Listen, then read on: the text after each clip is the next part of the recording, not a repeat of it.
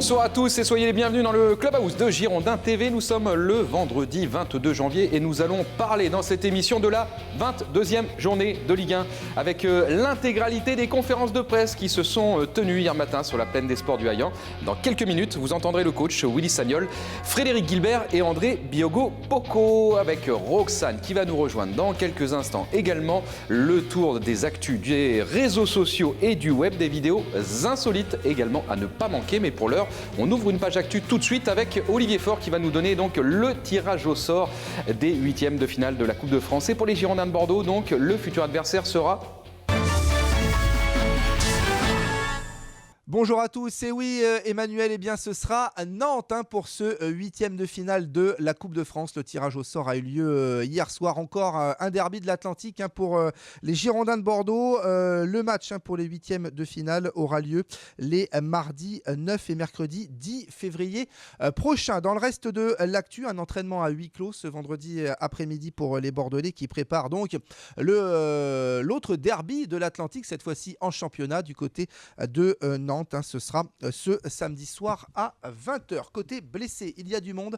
On les rappelle, Certic, Palois, Pablo, Gagic, Kiesetelin, Molin, Maurice Belay et Diego Roland qui sont donc forfaits pour cette rencontre. Les stats à présent.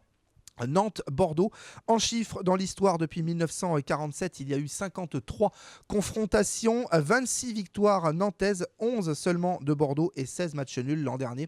Bordeaux justement s'était incliné là-bas 2-1. Et puis un autre derby ce samedi soir, le Stade Bordelais contre la CFA des Girondins de Bordeaux.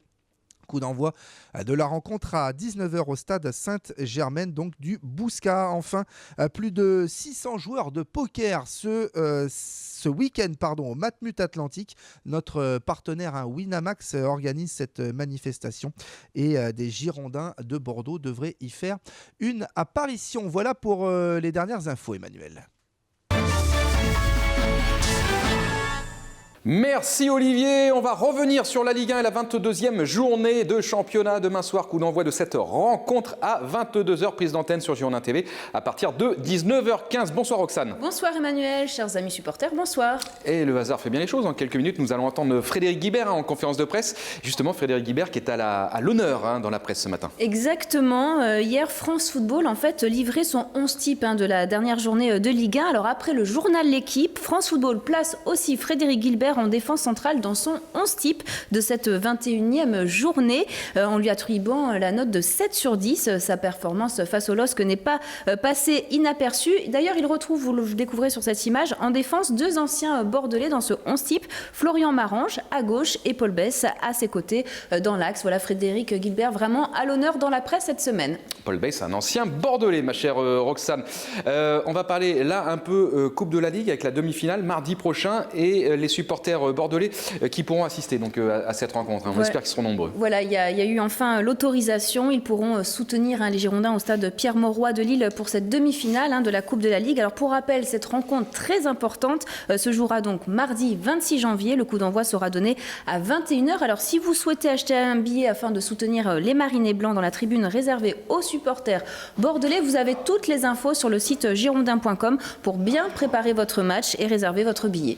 Le Paris Saint-Germain, 4e club le plus riche au monde. Et oui, en générant plus de 480 millions d'euros de revenus lors de la saison 2014-2015. C'est selon une étude du cabinet d'audit Deloitte qui publie aujourd'hui cette étude qui met en avant en fait les 30 clubs qui ont engrangé le plus de recettes, comme vous le découvrez sur ce classement. Droits TV, billetterie, marketing. Le PSG atteint vraiment un niveau jamais obtenu par un club français et confirme ainsi son spectaculaire développement depuis l'arrivée de ses propriétaires qataris à l'été 2011. Il doit sa progression d'abord à ses revenus commerciaux, notamment avec ses contrats très lucratifs avec Nike, les Émirats, American Express ou encore l'autorité du tourisme qatari. Aucun club de Ligue 1 ne semble en position de postuler pour cette place dans le top 30 des clubs les plus riches au monde, malgré pourtant les investissements qui ont été réalisés pour moderniser les stades en vue de l'Euro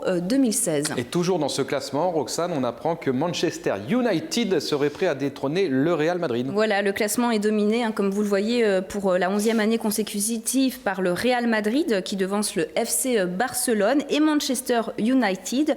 Troisième l'an dernier, le Bayern, lui, recule à la 5e place. Alors si ce classement est emmené par 2 clubs espagnols, le palmarès confirme surtout la puissance financière de la Première Ligue qui place pas moins de 17 clubs dans le top 30. On voit vraiment que l'investissement et le développement est vraiment mieux qu'en Ligue 1.